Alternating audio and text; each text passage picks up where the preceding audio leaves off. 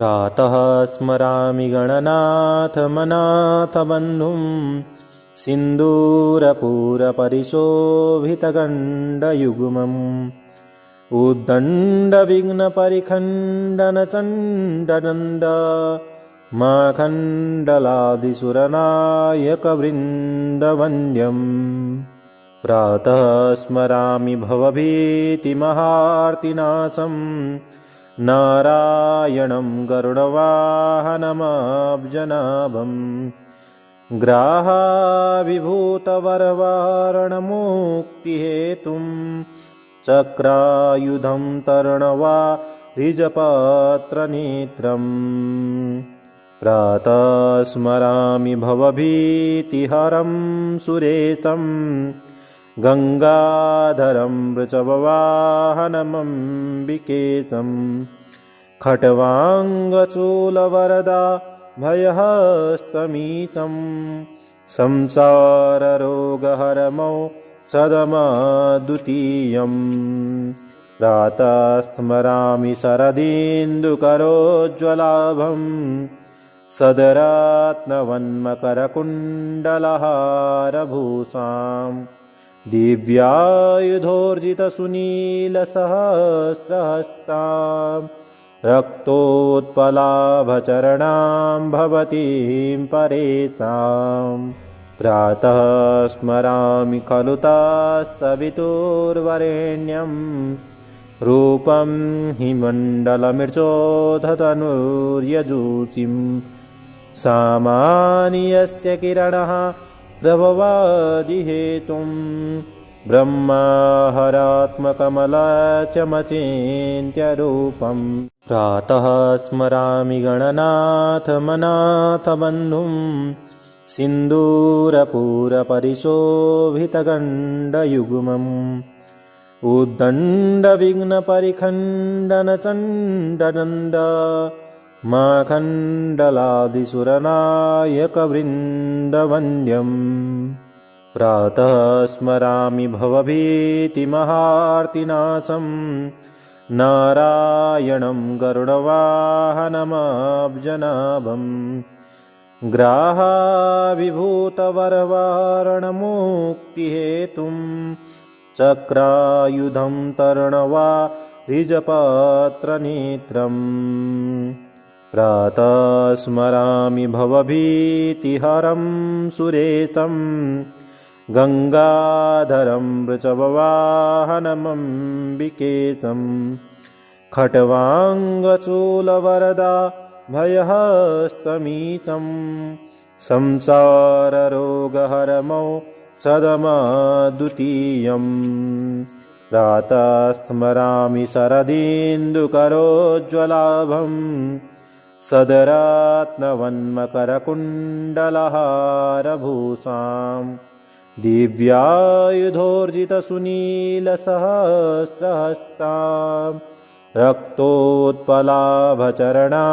भवतीं परेताम् प्रातः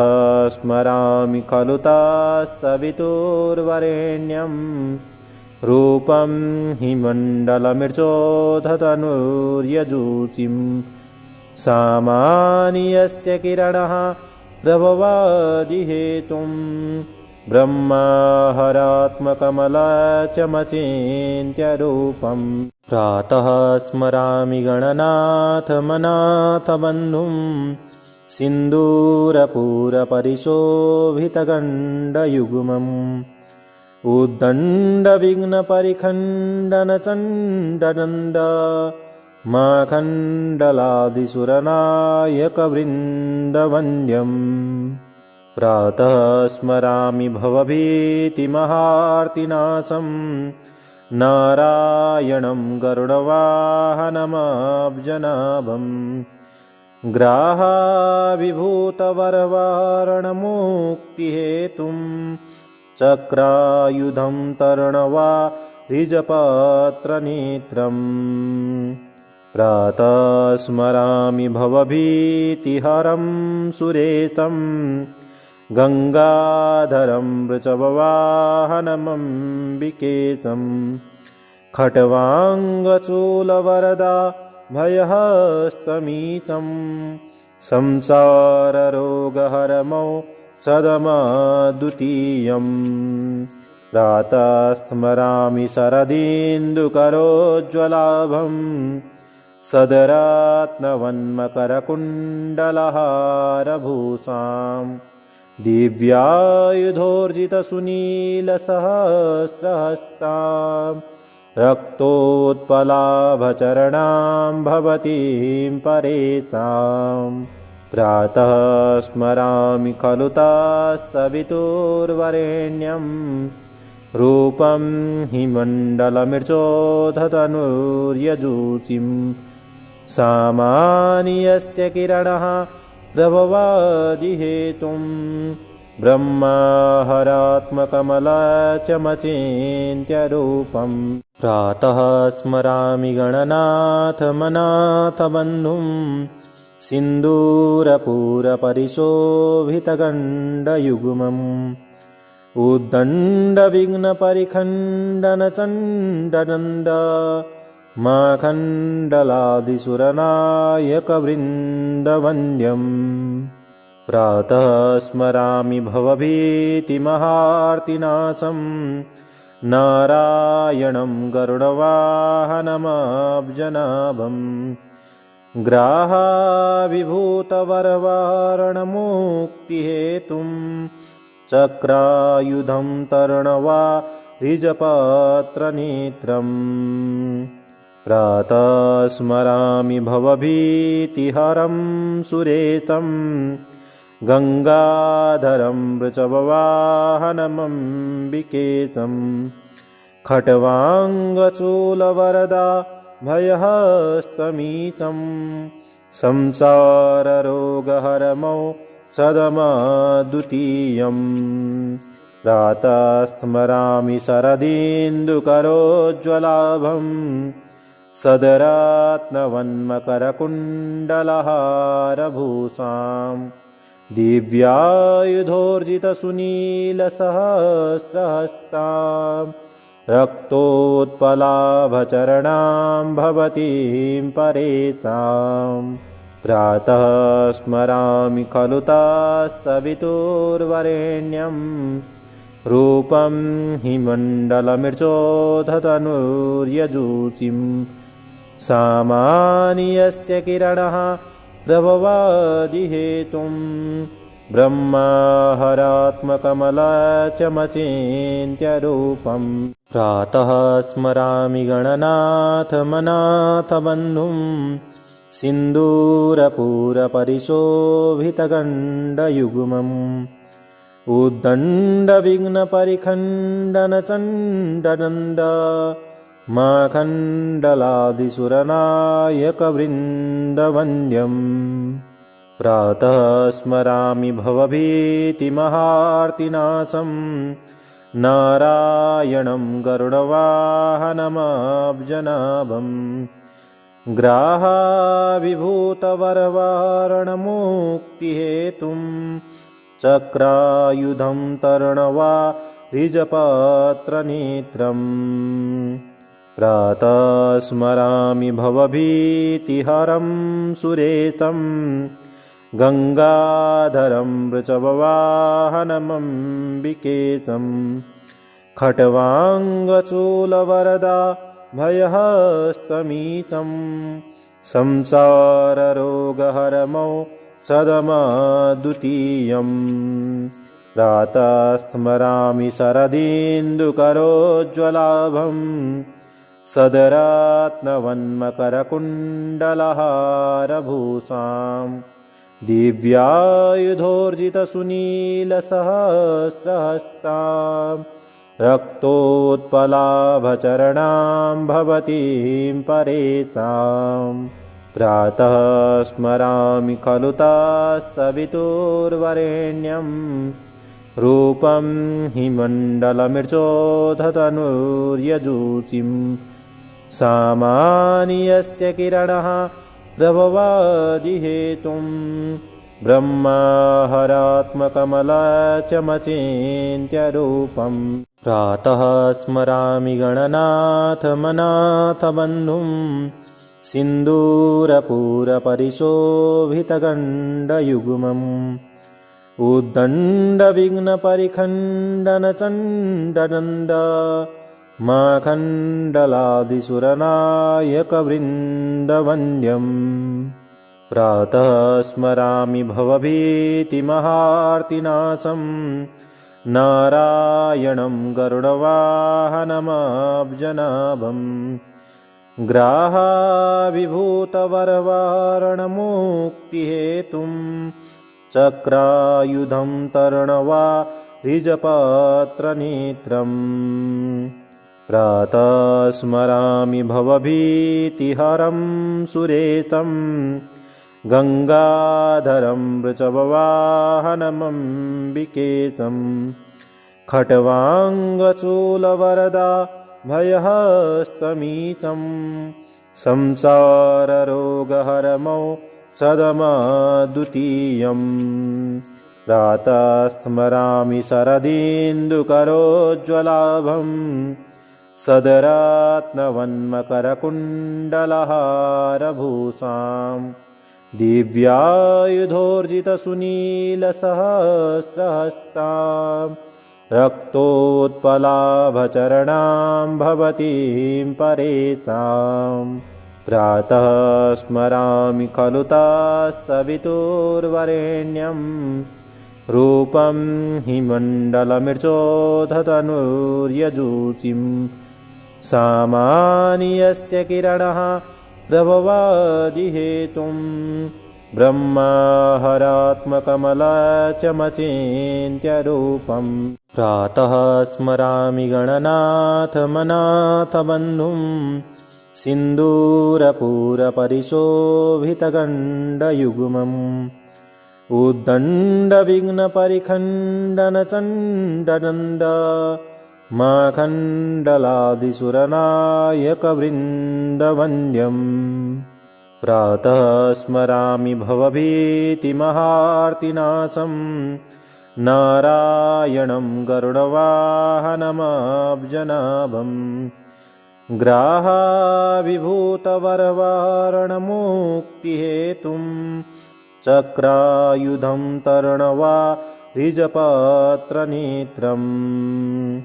प्रातः स्मरामि भवभीतिहरं सुरेशं गङ्गाधरं वृषभवाहनमम्बिकेशम् खट्वाङ्गचूलवरदा भयहस्तमीशं संसाररोगहरमौ सदमद्वितीयम् प्रातः स्मरामि शरदिन्दुकरोज्ज्वलाभं सदरत्नवन्मकरकुण्डलहारभूषां दिव्यायुधोर्जितसुनीलसहस्रहस्तां रक्तोत्पलाभचरणां भवतीं परेताम् प्रातः स्मरामि खलु तत्सवितुर्वरेण्यं रूपं हिमण्डलमृचोधतनुर्यजूषिं सामान्यस्य किरणः प्रभवादिहेतुं ब्रह्माहरात्मकमलचमचिन्त्यरूपम् प्रातः स्मरामि गणनाथमनाथबन्धुं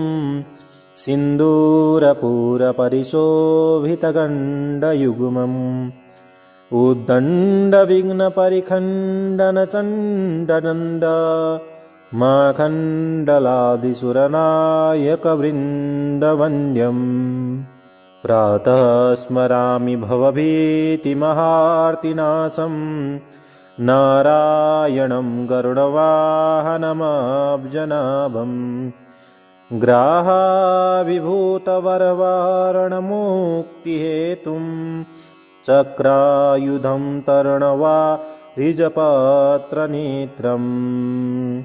प्रातः स्मरामि भवभीतिहरं सुरेशं गङ्गाधरं वृषभवाहनमम्बिकेशम् खट्वाङ्गचूलवरदा भयहस्तमीशं संसाररोगहरमौ सदमद्वितीयम् प्रातः स्मरामि शरदिन्दुकरोज्ज्वलाभम् सदरत्नवन्मकरकुण्डलहारभूषाम् दिव्यायुधोर्जितसुनीलसहस्रहस्ताम् रक्तोत्पलाभचरणां भवतीं परेताम् प्रातः स्मरामि खलु तत्सवितुर्वरेण्यं रूपं हिमण्डलमृचोधतनुर्यजूषिं सामान्यस्य किरणः प्रभवादिहेतुं ब्रह्माहरात्मकमलचमचिन्त्यरूपम् प्रातः स्मरामि गणनाथमनाथबन्धुं सिन्दूरपूरपरिशोभितगण्डयुग्मम् उद्दण्डविघ्नपरिखण्डनचण्डनन्द माखण्डलादिसुरनायकवृन्दवन्द्यम् प्रातः स्मरामि भवभीतिमहार्तिनाशम् नारायणं गरुडवाहनमब्जनाभम् ग्राहाविभूतवरवारणमुक्तिहेतुं चक्रायुधं तरणवारिजपत्रनेत्रम् प्रातः स्मरामि भवभीतिहरं सुरेशं गङ्गाधरं वृषभवाहनमम्बिकेशं खट्वाङ्गचूलवरदा भयहस्तमीशं संसाररोगहरमौ सदमद्वितीयम् प्रातः स्मरामि शरदिन्दुकरोज्ज्वलाभं सदरत्नवन्मकरकुण्डलहारभूषाम् दिव्यायुधोर्जितसुनीलसहस्रहस्ताम् रक्तोत्पलाभचरणां भवतीं परेताम् प्रातः स्मरामि खलु तत्सवितुर्वरेण्यं रूपं हिमण्डलमृचोधतनुर्यजूषिं सामान्यस्य किरणः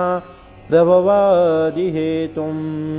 ब्रह्माहरात्मकमलचमचिन्त्यरूपम् प्रातः स्मरामि गणनाथमनाथबन्धुं सिन्दूरपूरपरिशोभितगण्डयुग्मम् उद्दण्डविघ्नपरिखण्डनचण्डनन्द माखण्डलादिसुरनायकवृन्दवन्द्यम्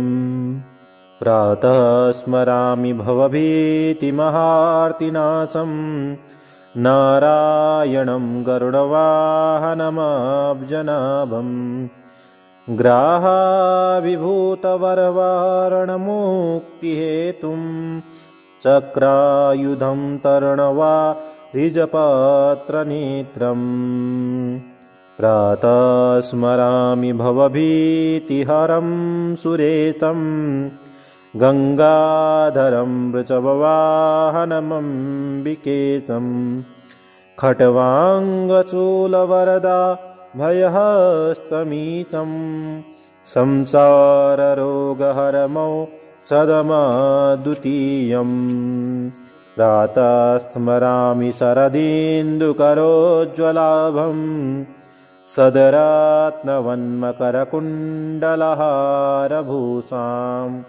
दिव्यायुधोर्जितसुनीलसहस्रहस्ताम्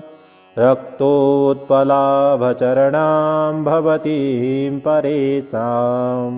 प्रातः स्मरामि खलु तत्सवितुर्वरेण्यं रूपं हिमण्डलमृचोधतनुर्यजूषिं सामान्यस्य किरणः प्रभवादिहेतुं ब्रह्माहरात्मकमलचमचिन्त्यरूपम् प्रातः स्मरामि गणनाथमनाथबन्धुं सिन्दूरपूरपरिशोभितगण्डयुग्मम् उद्दण्डविघ्नपरिखण्डनचण्डनन्द माखण्डलादिसुरनायकवृन्दवन्द्यम् प्रातः स्मरामि भवभीतिमहार्तिनाशम् नारायणं गरुडवाहनमब्जनाभम् ग्राहाविभूतवरवारणमुक्तिहेतुं चक्रायुधं तर्णवारिजपत्रनेत्रम् प्रातः स्मरामि भवभीतिहरं सुरेशं गङ्गाधरं वृषभवाहनमम्बिकेशं खट्वाङ्गचूलवरदा भयहस्तमीशं संसाररोगहरमौ सदमद्वितीयम् प्रातः स्मरामि शरदिन्दुकरोज्ज्वलाभं सदरत्नवन्मकरकुण्डलहारभूषां दिव्यायुधोर्जितसुनीलसहस्रहस्तां रक्तोत्पलाभचरणां भवतीं परेतां प्रातः स्मरामि खलु तत्सवितुर्वरेण्यं रूपं हिमण्डलमृचोधतनुर्यजूषिं सामान्यस्य किरणः प्रभवादिहेतुं ब्रह्माहरात्मकमलचमचिन्त्यरूपम्